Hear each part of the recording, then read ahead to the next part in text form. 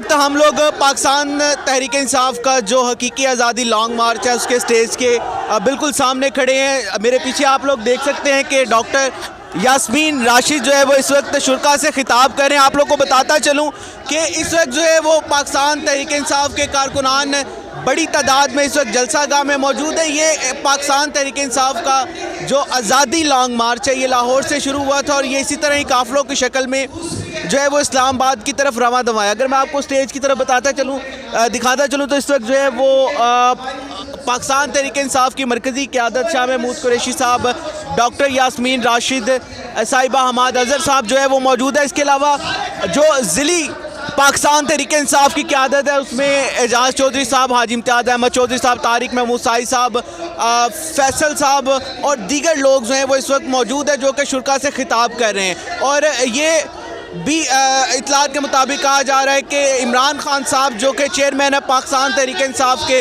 वो चंद मिनटों में जो है वो वीडियो लिंक के ज़रिए आवाम से खिताब करेंगे। आवाज़ न्यूज़, हर लम्हा बाखबर।